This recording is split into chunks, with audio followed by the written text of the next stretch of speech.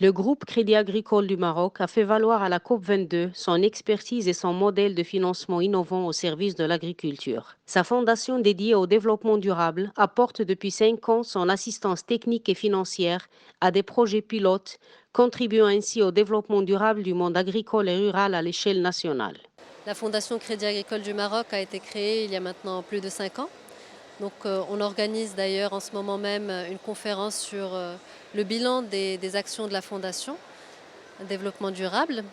Depuis sa création, la Fondation a réalisé un certain nombre d'actions, des actions majeures, des actions pilotes qui ont montré l'intérêt d'un certain nombre de technologies dans l'agriculture. Pour vous citer quelques exemples phares des activités de la Fondation, il y a d'abord un projet qui a été mené dans le Sous Massadraa sur l'irrigation ou comment optimiser l'usage de l'eau dans l'agriculture. Tout d'abord, ils ont eu recours à l'irrigation au goutte à goutte qui a permis déjà une diminution de la consommation en eau dans l'agriculture. Et par la suite, pour optimiser davantage cette technologie, il a fallu utiliser des données météorologiques. Donc la Fondation a financé un programme qui a permis au final d'économiser l'équivalent d'un petit barrage d'eau annuellement. Donc grâce à la micro-irrigation d'abord et puis à l'utilisation de stations agrométéorologiques qui permettent d'apporter le dosage exact d'eau au niveau des parcelles. Ça concerne à peu près 60 000 hectares dans la région Souss-Massa, oui.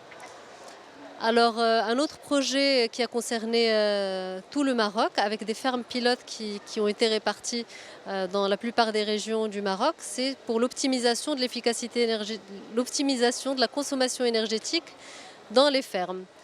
Alors, le constat, c'était que les fermes marocaines consomment de plus en plus d'énergie fossile. Comment est-ce qu'on peut accompagner ces fermes pour qu'elles consomment moins et donc qu'elles puissent réduire leurs coûts de production? La Fondation a réalisé des audits énergétiques au niveau d'une dizaine de fermes pilotes et ces audits énergétiques ont montré qu'il y avait un potentiel de réduction qui pouvait aller jusqu'à 20% de la facture énergétique annuelle. Les exploitations ont mis en place un certain nombre de mesures qui parfois ne sont pas très coûteuses et qui leur permettent de faire des économies substantielles sur leur facture énergétique. Ce projet a également montré l'intérêt du pompage solaire et il a permis par la suite à la banque de développer un produit de financement pour essayer de diffuser au maximum ces recommandations et l'économie d'énergie dans les exploitations agricoles. On a mis en place un produit Ecotara qui permet de financer les audits énergétiques. C'est le seul produit aujourd'hui au Maroc qui finance les audits énergétiques dans les exploitations agricoles et qui finance également la mise en place de mesures d'économie d'énergie et également le pompage solaire qui, comme vous savez, repose sur l'utilisation d'une source renouvelable et donc permet de réduire considérablement les émissions de gaz à effet de serre.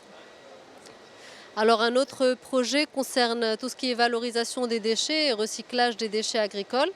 Au Maroc toujours, comment au mieux utiliser ces déchets, en fonction de la typologie des déchets, les différents types de traitements qui étaient possibles, en allant jusqu'au compostage pour les déchets organiques qui sont fabriqués en quantité très importante dans certains bassins agricoles. La conférence tenue à cet effet dans son stand à la zone verte vient rappeler le rôle du groupe bancaire dans la promotion du secteur agricole au Maroc et dans toute l'Afrique.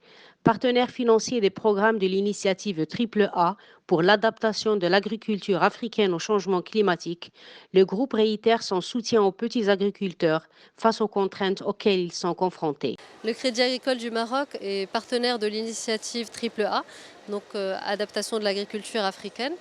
On est le partenaire financier principal de cette initiative pour la simple raison que le groupe Crédit Agricole du Maroc a mis en place un modèle de financement qui est tout à fait innovant et qui repose sur la possibilité de financer tous les agriculteurs, quel que soit leur profil de risque ou leur taille d'exploitation.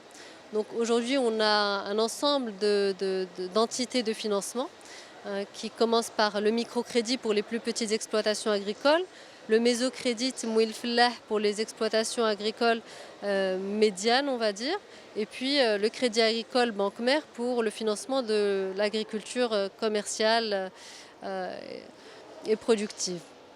Donc ces trois entités de financement sont distinctes et permettent au final de financer toutes les exploitations agricoles qui sont porteuses d'un projet rentable. Et ce modèle de financement est très intéressant pour l'Afrique, où les problématiques des exploitations agricoles sont similaires à ce qu'on vit ici au Maroc, à savoir que beaucoup d'exploitations agricoles sont exclues du financement bancaire, sont des exploitations familiales, sont des exploitations qui reposent sur des moyens de production relativement limités, sont des exploitations qui sont morcelées, qui ont souvent une fragilité foncière, etc. Et donc c'est ces exploitations que le Crédit agricole peut financer aujourd'hui à travers son modèle. Et c'est un modèle qui a été audité par de nombreuses institutions internationales, que ce soit la Banque mondiale, la FAO, l'Agence française pour le développement, et qui ont jugé que c'était un modèle innovant et qu'il fallait le diffuser en Afrique. Donc aujourd'hui, on est de plus en plus sollicité par des partenaires africains pour transférer ou pour voir comment on peut diffuser le modèle. Et on a signé un certain nombre de partenariats avec des banques africaines, notamment lors de la tournée de Sa Majesté au Rwanda et en Tanzanie.